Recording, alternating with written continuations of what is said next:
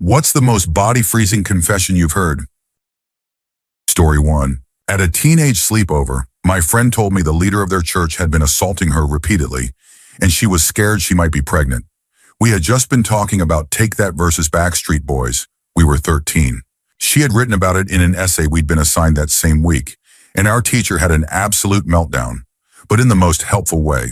She made it clear that none of it was the girl's fault, called her parents in to help facilitate the conversation, meaning to make absolutely sure they believed their daughter and would do what was needed to support her, contacted the police, and got social services involved to get the girl into specialist care. Her parents drove home, and then E's father went for a little walk over to their formerly trusted family friend's house. I heard the authorities showed up, but nobody was arrested that evening. In rural Norway, things work like this. If you stop right now, I don't have to do paperwork. Don't make me come back. My stepfather mentioned seeing the preacher limping around on crutches, and my mom just said, good. There was a court case, and of course, many people from the church claimed the 13-year-old had seduced the adult and was just a troubled girl trying to ruin a good man. The judge didn't believe that for a second, and that good man ended up in prison, but my friend never really recovered. She tried so hard, went through inpatient treatment for the eating disorder and self-harm tendencies that developed from the trauma, and even now as an adult, you can see she's carrying something heavy with her. I love you, E. None of this was your fault. I'm so sorry someone so awful took so much from you. Story 2. A few years ago, my mom picked me up so we could get food on my birthday and randomly brought up something that happened years ago when she and I went to Disney for a cheerleading competition. The only thing I asked for on that whole trip, aside from food, was a round Minnie Mouse plushie filled with those soft, bead-like stuffing. It was super squishy and soft, so I brought it to my mom and asked if I could have it.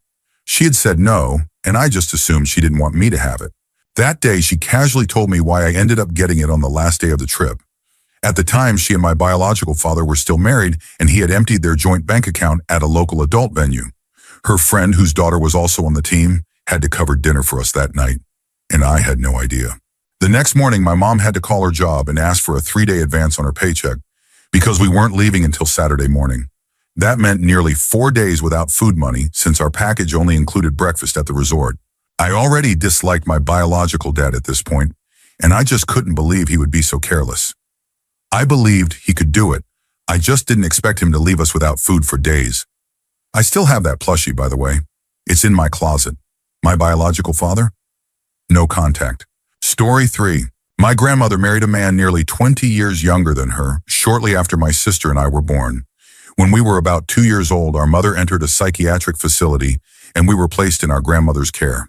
About 4 or 5 months later, my sister developed what my grandmother thought was a UTI, but upon examination, it turned out to be something much worse.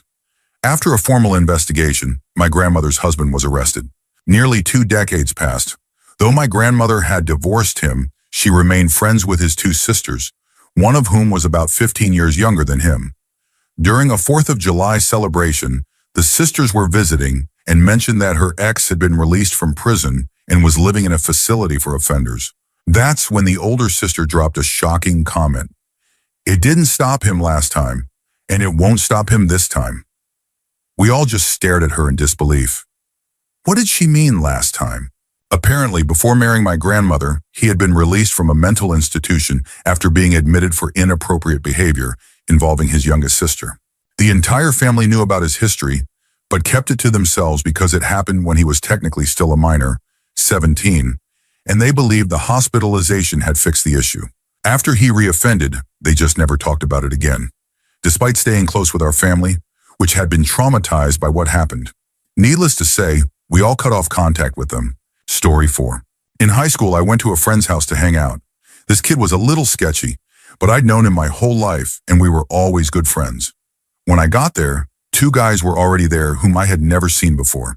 They proceeded to tell us about the night before, when they helped their friend set his house on fire after he had committed a horrible act involving his grandparents. They told us how they smoked in the house with the bodies of his grandparents and his dogs. The person responsible had been on a 3-day drug bender, and his grandfather had tried to stop him from leaving the house. He then attacked his grandparents. The guy had videos on his phone of what he did. Gruesome, disturbing content. This happened in Oklahoma, if anyone's curious. The man's name was Kyle Smith, and he got life in prison plus 10 years. The two others who were there and helped burn the house were also arrested and spent some time in prison. Story 5. I have a family member with dementia. She can't remember names, but she recognizes faces and has difficulty communicating. I brought some old family photos to have something to talk about, thinking she'd enjoy seeing them.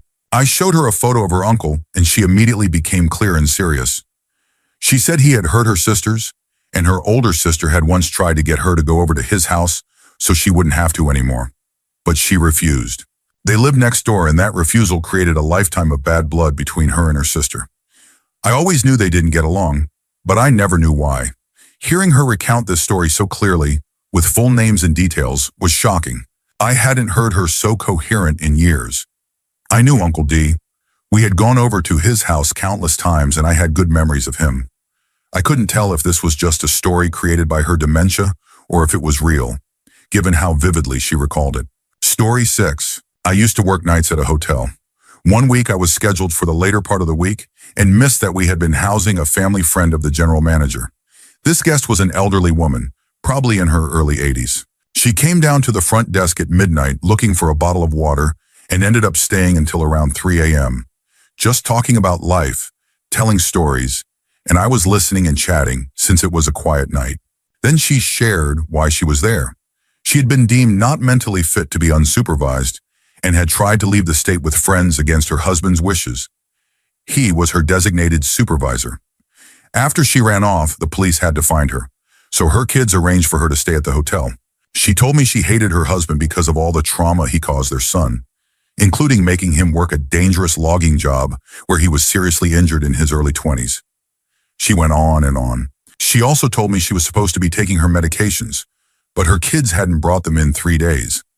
One of those medications was lithium, along with a few antipsychotics and other prescriptions. She said she was on them because she once tried to run over her husband and ended up being institutionalized for a short time. I made an excuse to go do something in the back to step away, and when she asked to switch rooms for a better view, I told her the morning manager would need to handle that. The next morning, while I was training a new breakfast worker, she had a full psychotic episode and appeared in the dining area wearing only a bath towel. That's a whole other story, but I felt it was necessary to include here. Story 7. 2 friends and I were on vacation in Amsterdam. We were sitting in a lounge at a coffee shop smoking when a guy came in. He was very chill, said he was from the UK and had moved to the Netherlands a while back. It was just the 4 of us in the lounge, having a casual conversation about motorcycles and similar stuff. Then my friend asked him why he moved to the Netherlands. As he answered, he slowly settled into a distant, haunted expression. He said that back in the UK, one night someone broke into his house while he was home. He got into a fight with the intruder and managed to knock him out. He tied the man up and called the police, but the police didn't come.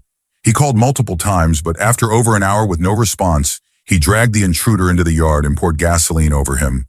Then he called the police again, held the phone near the man, and started screaming, "Help me! He's going to kill me! He's going to burn me alive!" That time, the police showed up. They arrested both of them, and both were sent to prison. After serving his sentence, he moved to the Netherlands to start over.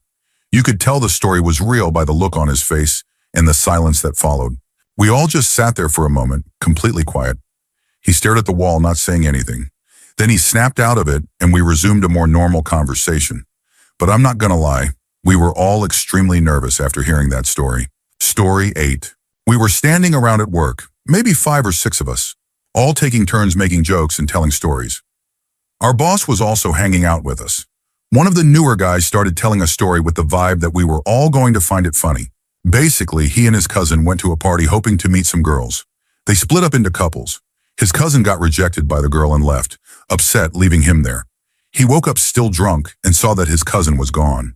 Apparently, he panicked, thinking something shady had happened. He pulled out a knife and demanded the girls' phones. He kept asking what they did with his cousin, thinking something bad had happened to him. He kept them there, demanding answers and scaring them. Eventually, his cousin called and said he had just left because the girl wasn't interested. So the guy returned their phones and waited in their apartment until his cousin came back to get him. Everyone just stared at him. Jaws dropped. My boss walked away halfway through the story so he wouldn't be part of the conversation. I told the guy, I would probably never tell that story again if I were you. I have a daughter, and I dread the thought of her going out for a normal night and encountering someone like that. He didn't seem to understand how terrifying that situation must have been for those girls. He thought it was just a funny misunderstanding. Story 9. There was this guy I hung out with once in a while for maybe 6 months before we eventually lost contact. My wife and I got along with him and his family fine, but we just didn't really click as friends. A few years later, he showed up wanting to talk to someone familiar. I've had rough times before, so I invited him in and asked how he'd been. He said he was stressed because his wife had an injury and told him to find someone else for companionship while she recovered. They were in an open relationship. He thought it was a good idea to text his 12-year-old stepdaughter and her 13-year-old friend. He told the story from his own perspective, and at the end, dropped one chilling line. I told her she couldn't buy a new movie, so she stole my phone and sent all those texts to herself and her friend to get back at me. Then he said he was taking a plea deal and going to prison for 5 years. We didn't say anything supportive, just let him leave. He's now on a registry for life, and even he didn't seem to believe the version of events he told. We ended up moving before he got out 5 years later. It wasn't the only reason, but it definitely started the "maybe we shouldn't live here" conversation. Story 10. One day out of nowhere, my dad told me about the last time he saw his father. Apparently, his dad had been an alcoholic who used to beat him, his brother, and their mom after drinking. One night, my dad and his brother had enough. They waited for him to come home, and when he walked in, my uncle threw a heavy raincoat over his head. Together, they started hitting him. My dad said he kept going for about 10 minutes, even after my uncle told him the man had gone limp. They dragged him into the street in the middle of the night and never saw him again. My dad told me this while we were out on an errand. Then he said, "You're about to meet your great uncle, my uncle, who I haven't seen or spoken to in decades. He knows what happened to your grandfather." We got to the house and had a brief catching-up chat. My great uncle told my dad that his father had recently passed away in a hospital, alone, after battling cancer. Despite knowing how to reach my dad, he had never contacted him and offered no explanation. He just said their father had stayed an alcoholic. That was the most I'd ever learned about my family, and it was a lot to take in as an 11-year-old. Years later, I realized something strange. My dad lost both his father and brother under similar circumstances. They stopped speaking after violent conflicts, and both died from alcohol-related illness. Story 11. I used to work in a very rough warehouse, the kind of place that would hire anyone. One day we got a new guy. I'll call him Bill. He looked a little unusual, always had a wide-eyed look, but talking to him, he seemed intelligent and friendly. He always wore baggy jeans, and one day he lifted his pant leg to scratch an itch, and I saw he was wearing an ankle monitor. I was confused because I thought the company did background checks. Later, I found out the company worked with the prison system to hire people transitioning from halfway houses. Bill had served more than 10 years in prison. He never told anyone what he had done, was always secretive about it. Eventually, rumors started going around. People said he'd been in prison for hurting someone. Curiosity got the better of me, and I looked him up online. What I found out was that it wasn't an adult. It had involved a 16-year-old girl.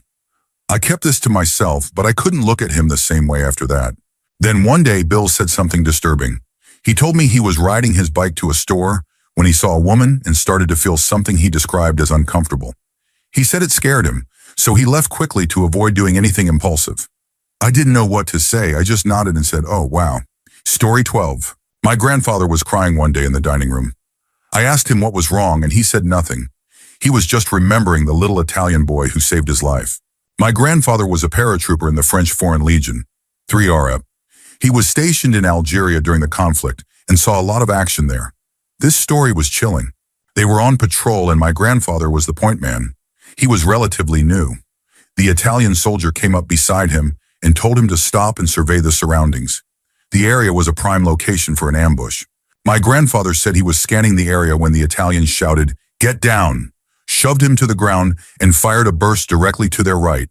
Return fire came immediately, and the Italian dropped like dead weight. My grandfather's unit took cover and returned fire.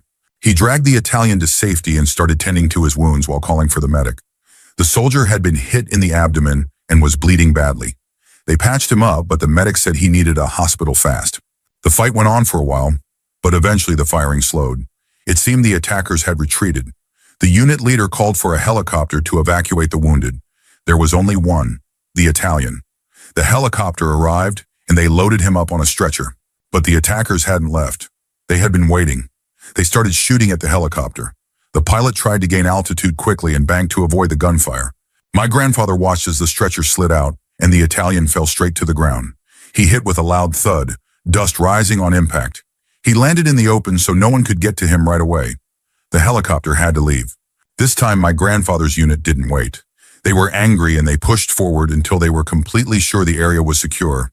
When it was finally clear, my grandfather ran to the Italian, who had passed away from the fall. My grandfather saw a lot during his service, but this was the memory that haunted him the most. A man died saving his life. He blamed himself for the loss and said the amount of blood he saw that day stayed with him forever. Even a small cut made him sick. It was also the first time he said he took a life out of pure anger. This was the only story he ever shared about Algeria. He said it was the worst day of his life. Story 13. I was 16, out at a bonfire party with some new friends I'd met on a short course. We were drinking cider and playing Never Have I Ever. One guy said, "Never have I ever killed someone," and then drank. We were all stunned, and someone nervously asked what happened. He told us that back home he had been part of a gang, and that was his initiation task. He didn't threaten us, but the implication was clear. We weren't supposed to tell anyone. He was from a different country, and his name was very common, so we couldn't really do anything with the information. Another unsettling moment happened on a road trip with my parents when I was also 16.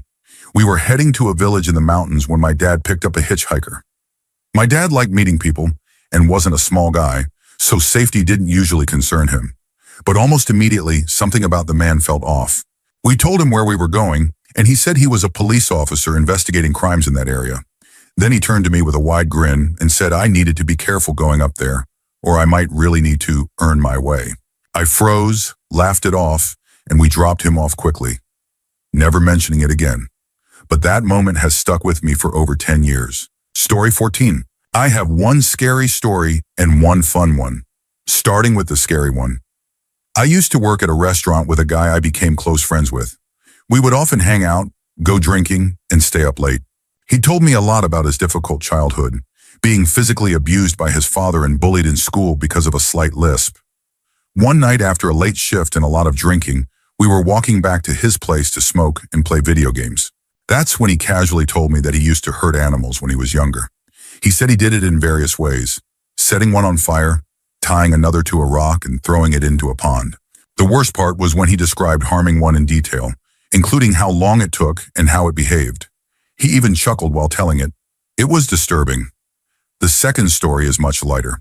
My wife's grandmother was a very eccentric woman who lived in a massive house with no furniture, just a mattress on the floor.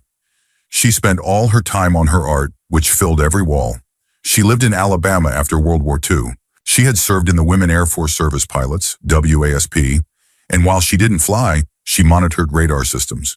Over dinner one evening, she casually told us she had been sworn to secrecy, but was tasked with tracking unusual aerial activity over the Gulf of Mexico. She said she personally tracked 12 incidents, though she knew her team tracked many more. Story 15. One time my grandma casually told me about when my mom wanted to hurt my grandfather. We were just doing the dishes when she said she was actually glad her ex-husband had passed away and was tired of pretending to be sad about it. She started talking about how he had been a heavy drinker and had abused both her and my mom. That part I already knew. I'd overheard people talking about it for years. Then she told me about a specific night when he came home drunk, started dragging her around the room while my mom cried. He threw something, shattered a window, then took some hidden money and started to leave. At that point, my mom allegedly grabbed a piece of broken glass and started running at him, screaming that she was going to hurt him. My grandma said she had to hold her back until she calmed down. After telling me all of this, my grandma just moved on and started talking about the good old days and how things used to be better, while I stood there having an existential crisis. I used to love my grandfather as a little boy. I thought he was such a nice man. That conversation completely changed how I saw him. Story 16. I had a friend, let's call him Bill, back in my youth who used to sell. Around 13 years old, we were hanging out one day when he stopped to make a deal. The deal went bad. They stole the product and took off running. We ended up chasing them and cornered them into their house. They came out with knives, so we left. Bill was furious and talked about revenge, but he eventually calmed down, and I didn't hear anything else about it. Fast forward about 7 years, I ran into Bill. now more of an acquaintance, at a party. We talked and caught up. At the end of the night, I offered to drive him home since I was the only sober one. He and a couple of the guys I came with were in the car, reminiscing about the old days. Bill, a bit drunk, changed tone and said, "Hey man, remember those guys who stole from me back in the day and we chased them?" I said, "Yeah, I remembered, but hadn't thought about it in years. I didn't even remember their names." Then Bill said something I'll never forget. "Well, I never told you this at the time, but I had them taken care of. I've never felt so uncomfortable in my life. I wish he had never told me. Part of me thinks he was exaggerating. He used to have gang connections, but he also had a habit of stretching the truth to make stories sound better. Still, something about how he said it felt like he wasn't joking." Story 17. My grandparents once casually dropped a story about nearly giving my dad up for adoption. My dad definitely had no idea, and he was shocked when I told him. After a while, he reflected on it and said some parts of his life started to make more sense. The story isn't as bad as it sounds. For context, my grandparents were non-Jewish German citizens from upper-middle-class families during World War II. No one in the family was directly involved in the war effort, and they were both too young to be part of the youth movement, probably about 10 years old. They met after the war, got married, and had 2 kids. My dad was the third. My grandmother's sister couldn't have children and asked to adopt my dad. It almost happened, but my grandma backed out at the last minute because she just couldn't go through with it. They kept my dad and later immigrated to the U.S. legally. My grandparents eventually had 6 boys total. After hearing this, my dad realized how differently his aunt treated him growing up. For birthdays, he always got extra special gifts. She gave him more attention and showed more affection than she did to his brothers. He now believes it was because he was nearly her son. It was funny to him, but also pretty mind-blowing. This came up randomly on a weekend trip when I happened to visit my grandparents. Grandpa had a few cold beers and apparently decided it was story time. He also shared a few other major family stories that day. I guess they were getting older and wanted to open up. My grandpa was about 88 then. He passed away 2 years later at 93. My wife and I still look back on that day and all the things we learned. People who lived through World War II really do have some unbelievable stories. Story 18. I always tell this story simply, but here's what happened. I was around 11 years old sitting in the car when a radio segment came on about abortion. Something about pro-choice versus pro-life. I told my mom I could never have an abortion. I believed all life was valuable. At this point, I had already been through a lot with her. Abuse, emergency removal by CPS, homelessness, and more. Not much left me speechless anymore. But she just looked ahead blankly and said, "I was going to have an abortion with you. I wanted to." I turned to look at her, and she just sat there. Then she continued. Maybe I asked her something, I'm not sure, but she told me this. My biological dad, who she met in recovery, denied me, and she moved back home, states away. She got back together with a very abusive ex and planned to terminate the pregnancy. She had already done so once before, which also shocked me. She said the man was hurting her every day, trying to cause a miscarriage. He pushed her downstairs, hit her stomach, and more. Then one night while she was alone, she said something spoke to her. She believes it was God. She said it told her she had to have this baby, that I was created for a reason. From then on, she knew she couldn't go through with it. She stopped using and moved back up north to reconnect with my biological dad. That's when I came into the picture, along with my stepdad. That was the day I became pro-choice. My mom could have spared me from so much pain and chose not to. I didn't say anything for a long time, and it made me feel awful in ways I didn't understand yet. My mom had a terrible life. Everything she did to me and my brother, her parents had done to her even worse. She didn't talk much about her past before foster care. I feel for her.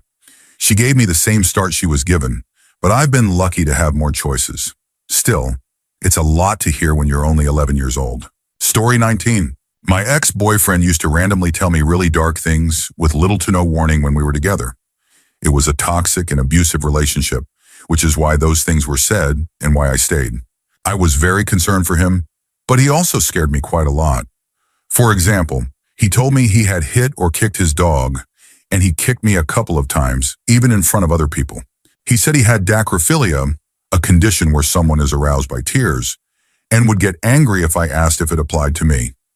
I always suspected it did, but he insisted it only applied when people he disliked cried. He once told me, completely unprompted, that he had seen a violent video online and it affected him in a very disturbing way. He constantly told me about dark and unsettling dreams and would talk about fantasizing about hurting or killing people. I once told him, near the end of our relationship, that if he ever acted on it, I believed I would be the victim. He just casually said, no. It wasn't a convincing response. He claimed to have people or things in his mind that had been there since he was young. They had names, different personalities, and he would draw them. According to him, some of them liked me and some didn't. One of them was female, and I apparently looked a lot like her. I could go on, but this is honestly the most I've ever said publicly about it. It's exposing and scary. To anyone out there trapped in a relationship with someone who scares, hurts, or disrespects them, I know what you're going through. Story 20. I was afraid of flying as a teenager, so my parents let me take a bus from San Francisco to Salt Lake City to visit my grandparents. The bus left late, and we passed through Nevada in the early morning, hitting a bunch of small casino towns just as the sun rose. It was a surreal and strangely beautiful experience. At one of the stops, an older hippie-looking man got on and sat near me with two teens, trying hard to act tough. They started talking, and surprisingly, all had stories about prison. The teens were in for minor offenses, but the older guy said he had served real time for beating someone into a coma. He told the story with this detached, dismissive tone, like getting locked up was just bad luck rather than the result of his own actions. The teens eventually went quiet. It became clear this guy was on a whole different level than they were. Then he said his sentence had been extended because the man he assaulted passed away from the injuries while he was still serving time. The way he talked about it, it almost sounded like he believed the victim had done it just to spite him. The whole thing had this odd, look at my bad luck energy. After that, the bus ride got really quiet. Story 21. I spent a year of my training as a clinical psychologist in a forensic psychiatric hospital, the kind of facility where people go after pleading not guilty by reason of insanity or being declared unfit to stand trial. One of my responsibilities was to sit down one-on-one with patients and assess their understanding of the crimes they were charged with. I'd spend about an hour interviewing them about what happened, their mindset at the time, and their current perspective. Then I'd write a report that would be reviewed by the team and used to refine the patient's treatment plan. I did this with individuals charged with serious offenses, assault, abuse, murder, and even cannibalism. Over the course of a year, I conducted about 50 of these interviews.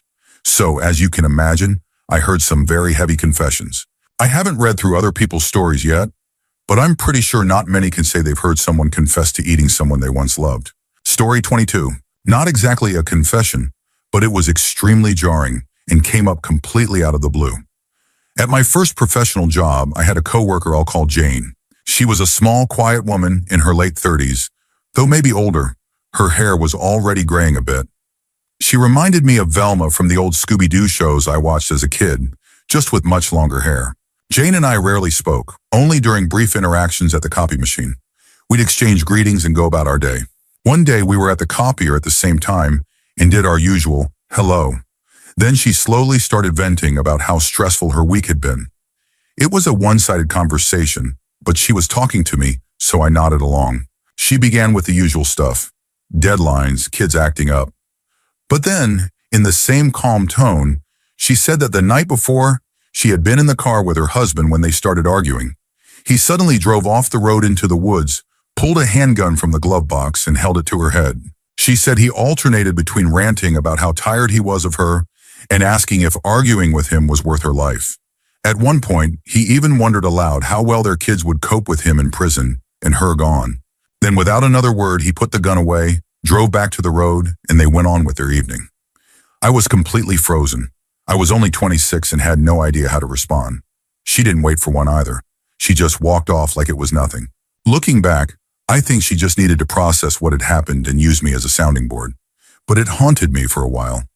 I hadn't thought about it in years until this question brought it all back. Story 23. I have many stories. When I was very young, maybe 7 years old, my mom opened up to me about some of her past traumas. It was like something others here have mentioned, where it just came out randomly, as if she needed to tell someone. I was way too young to hear these things, but it did help me understand her better. We don't get along very well. She first told me that when she was around 4 years old, her dad took her kitten outside and killed it in front of her.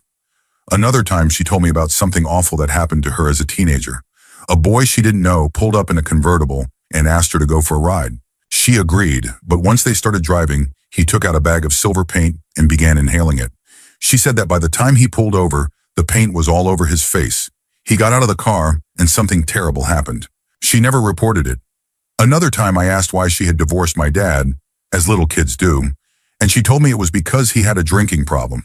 He would stay out all night and then come home and leave our front door wide open.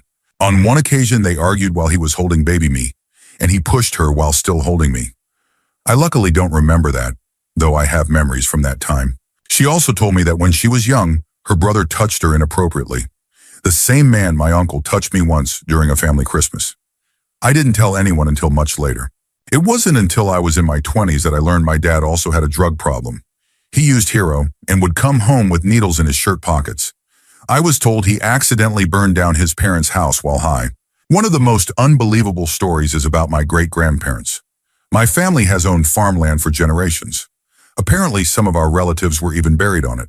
My great-grandparents were once having an argument, and at one point, my great-grandfather dug up the skull of his wife's sister, who was buried on the property, and showed it to her just to upset her. After hearing all these stories, a lot about my family started to make sense.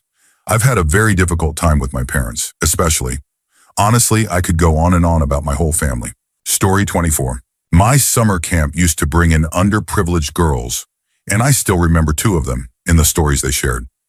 One girl's mother had been an S worker who was murdered, possibly by Robert Pickton. She was then placed in foster care with an abusive caregiver who once tried to smother her with a pillow. One day at camp, a counselor entered our cabin wearing a mask, and this girl had a complete meltdown. Later, she told us she had been assaulted by a group of men who wore masks. The second girl is someone I still think about a lot. She was in her early teens and had been dating her best friend's older brother. He wanted to be intimate, but she wasn't ready. One day, he took her to a construction site and hit her with a piece of wood, knocking her unconscious. She woke up in pain and told her mother, who took her to the doctor. The boy was sent to a detention center. She remained friends with the boy's little sister, and they had a sleepover later on.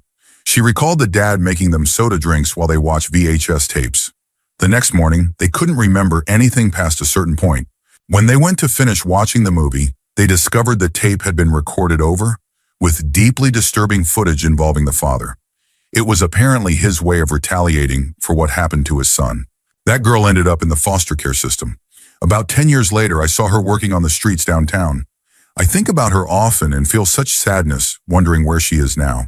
Story 25. I was raised in a Christian conservative home where being open about same-sex attraction meant being disowned. My parents used words like disgusting, sinful, shameful, and abomination to describe anyone who identified as LGBTQ+, whether it was someone they saw on TV or someone we knew. This was extremely difficult for me as a bisexual woman.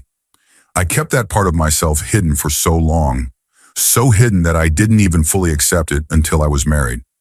My husband, who I love deeply, is also a Christian, but not the kind my parents are. He pointed it out gently and continued to love and support me. Then one day, my mom randomly confessed something that floored me. She said she doesn't find men physically attractive. They do nothing for me, she said. Then completely casually, she added, but boobs, and snapped her fingers. Those get me every time. I said nothing, because my mom could never handle the full reality of what she just admitted. She's been married to my dad for 37 years, never desiring intimacy and only ever being attracted to women. She doesn't realize she's a closeted lesbian, but I've kept that confession in the back of my mind, just in case there's ever a time where she needs someone to help her see it for herself. Story 26. Back in 2015, when I was 20, I went to the bank on a Saturday morning. This branch only had the drive-thru open on Saturdays. There was an older woman standing in the drive-thru area between my car and another. She approached me and asked if she could sit in my car because the tellers wouldn't help her unless she was in a vehicle.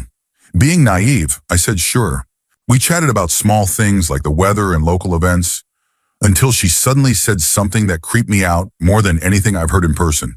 She told me that her husband had passed away a few years ago and that she kept his body in her living room. Not ashes, not an urn, his actual body. She said she liked looking at him and would change his clothes regularly. I have no idea if that's legal. It probably isn't. I didn't ask how he died or whether she had anything to do with it. I didn't want to know. I just wanted her out of my car without making a scene. Thankfully, the car in front of me moved, and it was our turn. Once she completed her transaction, she got out of my car and left. I was too shocked and unsure to say anything to the teller.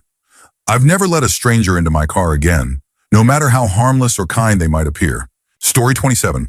When I was about 11, my family went out to the desert to test some guns that my uncle and grandpa had bought.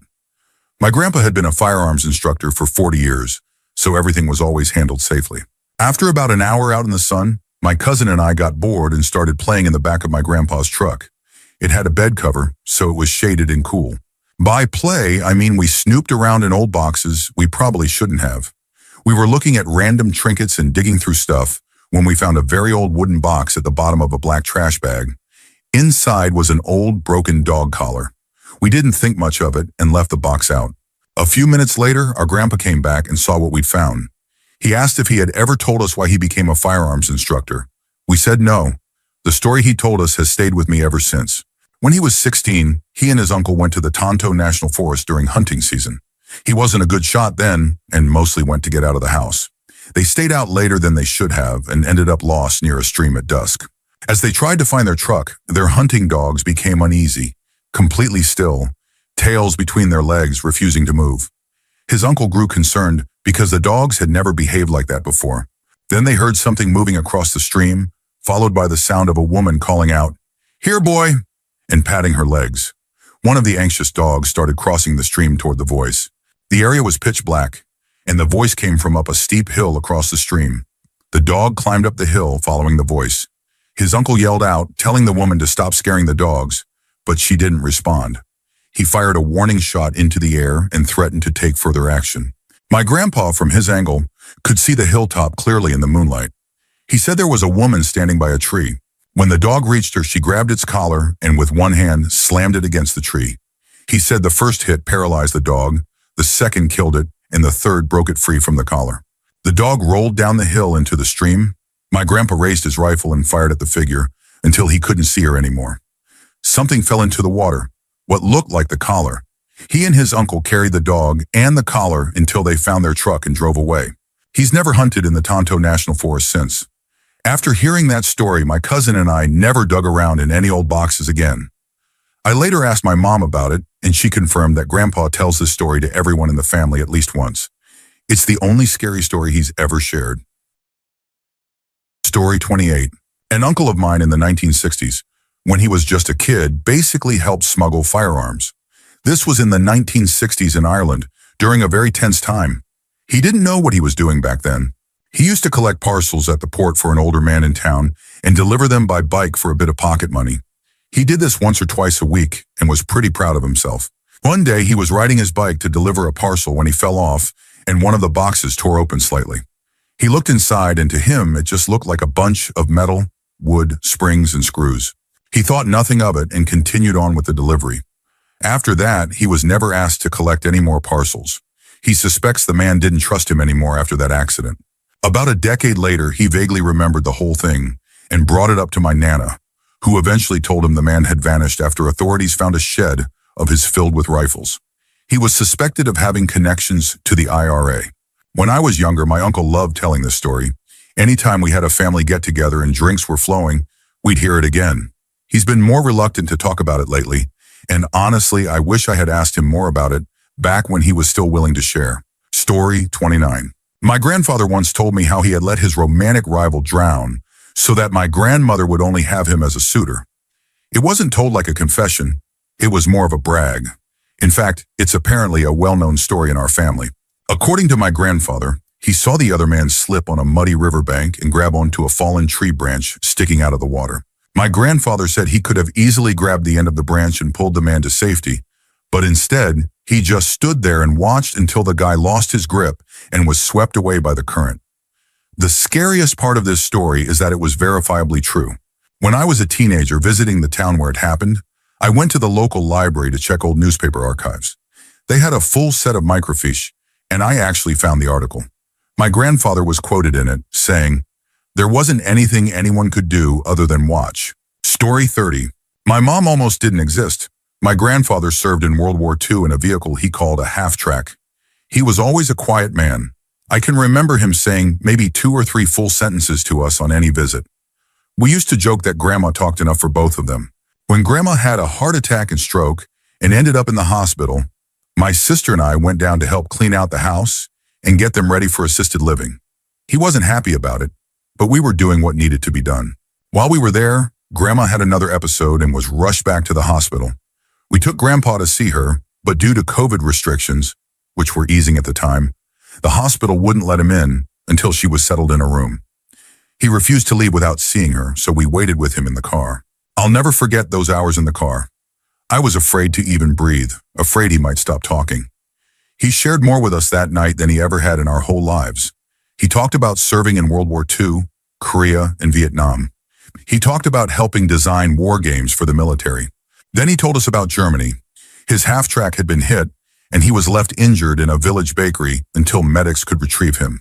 Our family name was clearly visible on his uniform, and it's a traditionally Jewish name. The villagers saw it and began beating him. He said he felt himself slipping away and began praying in Latin, the Lord's Prayer. He's a devout Catholic and knew it well. Someone heard him praying and asked in broken English, "Are you Catholic?" He whispered yes and nodded. They immediately stopped and left him alone. He lay there until Allied forces arrived and rescued him. I remember looking at my sister and thinking, we should be recording this. It was the most he had ever said in one sitting. He went on to tell us about his sweetheart, our grandma, and how much he loved her. He's been declining quickly in recent years. He only gets up to visit her, even though she mostly sleeps and rarely remembers who we are. He's compiled binders filled with his writing and research on our family history and his life. He gave them to me and told me he wants me to write his story one day. I promised I would. I hope I can do him justice. Tell the story of how much he loved his wife and served the country he adopted as a first-generation immigrant. Story 31. When I was in the Army, we had an NCO who was the kindest person you could ever meet. He never cursed, never yelled, and was like the friendly dad next door. A real Mr. Rogers type, but in camo, carrying a Bowie knife. We reached the part of our training where you're conditioned to take a life under certain circumstances. He used the book Black Hearts as an example. He talked about the murders, assaults, and the cruelty that took place, and warned us how easy it is to lose your soul in war if you're not careful. I remember his eyes going distant and his face going blank for a moment. Then he snapped right back to his usual self. A few weeks later, he casually mentioned having served in the unit the book was about around the time of those events, but he never confirmed or denied being present for anything that had happened. After that, I couldn't help but get chills anytime he was around. Either he had memorized those exact passages in the book, or he had lived through things that weren't printed there. It was like looking into the eyes of someone who had seen the worst of humanity, but somehow still carried empathy. Story 32. I'm from a small town, but during 1 year of middle school and 2 years of high school, I went to an even smaller school one town over. My parents thought it would mean fewer bad influences. My first year there was rough. I didn't know anyone. Early on, I became friends with a somewhat popular kid, the only other person who wore metal band t-shirts and JNCOs instead of Wranglers. About 6 weeks into 8th grade, I started going out with a popular girl who was best friends with his longtime girlfriend. The four of us went to see Forrest Gump together. During the scene where Jenny and Forrest are hiding from her drunk father, my buddy got visibly uncomfortable. He and his girlfriend got up and left, making an excuse about bumming a cigarette. The girl I was with started explaining that my buddy's parents had split 2 years earlier, and his little sister had gone with their mom. While with her, something awful had happened involving her mom's new partner. It was reported, he was arrested, and the mom returned home with the sister. Weeks later, I was staying over at his house, something we did often since his dad worked nights and we could play loud music, sneak cigarettes, and goof off. He was looking for his jacket, thought his sister took it, and somehow the subject came up. I asked him if his mom had gone back to that guy since word around school was that she had left again. He just said, "No, she's not with anyone." The next day we were riding his four-wheeler along the fence line of his dad's property, part of his chores. He started pointing out places where he had buried coyotes he'd shot, which is fairly common out there. There by that tree, by that big rock. Then completely matter-of-fact, without slowing the four-wheeler, he pointed at another spot and said, "That's where my mom's buried." And he just kept driving. Story 33. You need a little context. I'm adopted. My biological grandmother and her husband, who isn't biologically related to me, adopted me and raised me to believe my biological mom was my half-sister. I found out about the adoption by accident when I was 20. My mom needed to fill out some paperwork that listed everyone she had ever lived with. There was my name, but with a different surname, and a man I had never heard of. After that, my dad became more open about the whole situation. One day we were riding in the car. My mom had been especially abusive that day, and we were both pretty fed up. He turned to me and said he wished he had left her before they found out about my birth. He had been considering leaving and staying single, but then I was born. When they discovered the neglect I was facing, they realized the only way to adopt me was to get married. And he told me he had hated every minute of his life since then. It's a strange kind of emotional whiplash to hear your dad say his life has been miserable and that you're the reason he stayed. Especially when I remember as a child begging them to divorce, begging them to be happy, even if it meant being apart. I always thought that would be better. I never imagined my dad would blame me for the relationship. Story 34. I have so many. When I was 13, I was in a mental hospital, and I met a girl who shared something that still sticks with me. She told me that when she was about 9 years old, she had been home with her dad when he ended his life with a firearm. She didn't know what the noise was and went to check. She found him and immediately called 911. Then she tried to hold his head together and put his brains back in. She didn't share this during group therapy, but during a casual activity, which made it even more shocking. Most girls save that kind of story for group or one-on-one conversations. During that same hospital stay, there was a little girl, maybe 6 years old, on our ward. She was there because she had tried to set fire to her house, reportedly because she didn't want to play house with her cousin anymore. There were other signs of abuse too. She didn't seem to understand why she was there, but followed along with everything and was like the little sister of the ward. She was so sweet. I also met a girl who had been a trafficking victim. One day she told us she used to be a recruiter. She would walk around her neighborhood, schools, and malls, approaching girls her trafficker pointed out. She told the story very casually, but you could see how deeply conflicted she felt about it. She truly didn't understand at the time that what she was doing was wrong or abnormal. There were also 2 other girls I met who had been trafficked. They had escaped from a sister facility of ours, but ended up returning to the people they had been trying to get away from. It was heartbreaking. Story 35. There was a guy in our high school friend group who always had people over at his house, whether it was after school or for weekend parties. His parents were pretty relaxed and let us do almost anything.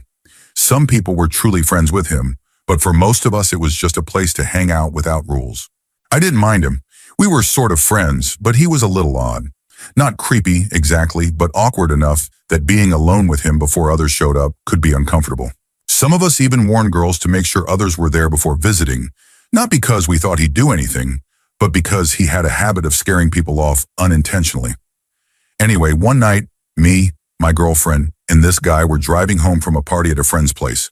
Out of nowhere, he started talking about how he and another one of our guy friends had been drinking, and when the girls they invited didn't show up, they hooked up with each other.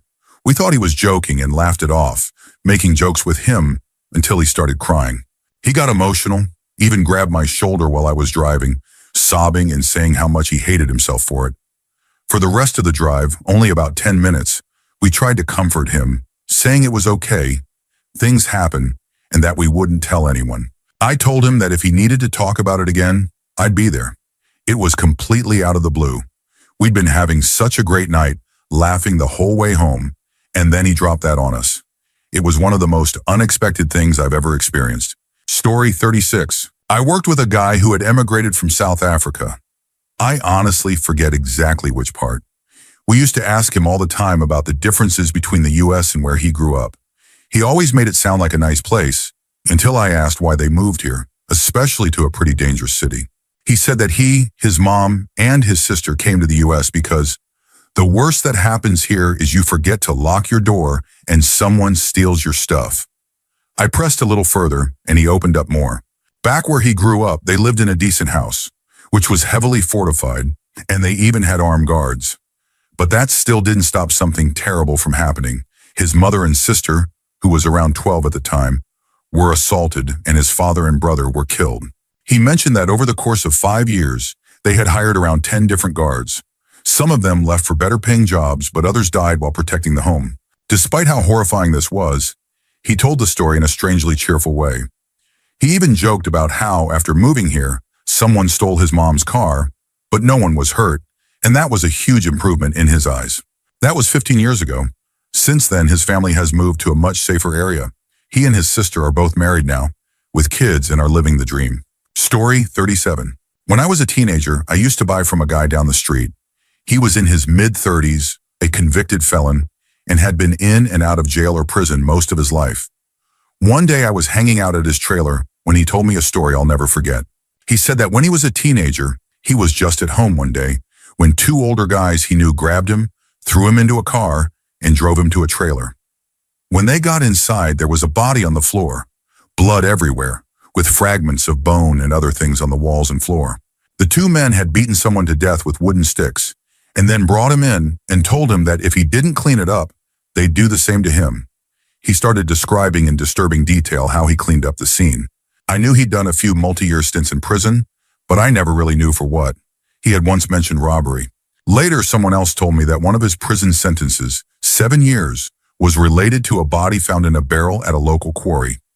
I'm pretty sure the body in the barrel was the same one he was told to clean up in that trailer. Story 38. I was friends for a few months with a guy who, I eventually learned, had some deeply troubling issues. I noticed early on that he had a drinking problem. He would physically shake if he went too long without a drink. And he had a poor me mindset. Everything was always someone else's fault. He claimed to have PTSD, so I tried to be understanding. Then one night, while he was heavily intoxicated, he became aggressive. He tried to assault me in his apartment. During the struggle, he admitted something that explained everything. He said that when he was 18, he hurt his younger sister, who was only 9 at the time. He claimed he was just experimenting and didn't know what to do with himself. He said that was why his family had cut him off. None of them had spoken to him in 11 years. Only his grandmother had stayed in touch, and she had recently passed. Suddenly, everything about him made sense. He had survived a serious accident with less than a 10% chance of making it. He was in the hospital for 4 months, and I visited him every day, even while I was dealing with organ failure myself. The hospital staff eventually made me his emergency contact because no one else ever showed up, not even his parents.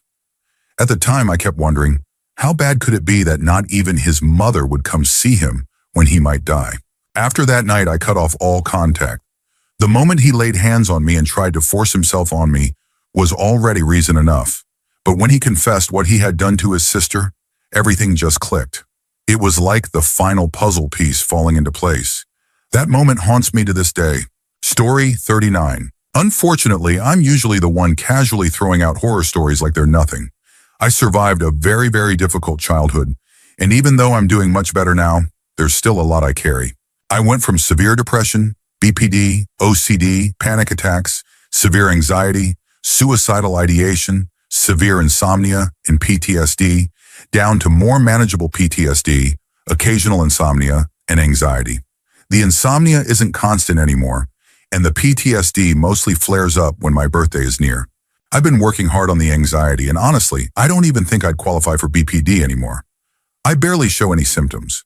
I also have ADH, and I've read that neurodivergence combined with trauma can sometimes be confused with BPD.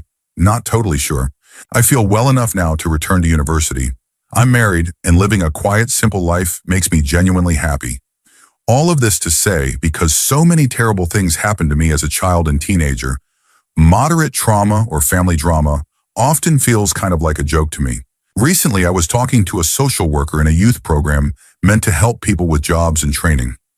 I think she asked me about my parents, and I casually mentioned, laughing a bit, that my birth father, who I cut off years ago, was best friends for decades with his sister's abusive ex. Then I mentioned that my mother had me as an emotional replacement for her own mother, who took her own life. So even though we talk, our relationship has always been rocky. She just looked at me, kind of stunned, and I realized that this is a lot for most people to process. I thought, oh, right, that's not normal. And I had this moment of clarity where I understood that most people haven't survived the kind of abuse I have. Story 40. I was on a tour in Japan that ended up just being me, my husband, and our guide. No one else had booked. It was a lovely walking tour of Itsukushima, off the coast near Hiroshima, where we were staying. We got to see the deer, the shrines, and the beautiful nature. During lunch, we were chatting, and our tour guide started talking about his family. We talked about his kids, and then he casually mentioned that his grandmother had died in the atomic blast, and that his mother, who was 4 at the time, had survived because she was staying at a friend's house farther out. She didn't suffer long-term complications, which was lucky. He went on to say that when he was younger, his first girlfriend's parents refused to let her marry him after they found out he was a second-generation survivor of the bombing. It was something he had to keep secret for most of his life, and even now he couldn't talk about it openly. He also mentioned that he grew up feeling very anti-American, understandably, until he learned more about post-war history and how democratic systems were brought to Japan. Then our food came, and the conversation switched to clam farming and sashimi. I didn't want to pry further, but I had so many questions.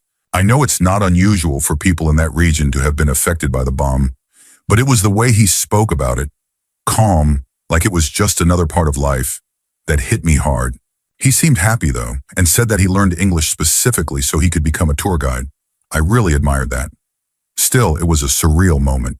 He just casually said his grandmother was vaporized in the blast. It was wild. Story 41. So, my grandpa comes from a family of construction contractors. From a young age, he was basically forced to do exhausting labor for his older brothers. He was barely paid, if at all, was beaten and shamed if he didn't work fast or well enough, and was treated like disposable labor by his own family. These days, he owns his own contracting company where it's mostly just him, and last year, I went to stay with him and my grandma for a month or so. While I was there, I helped him with his construction work. Nothing too intense, mostly just painting walls and tearing down siding.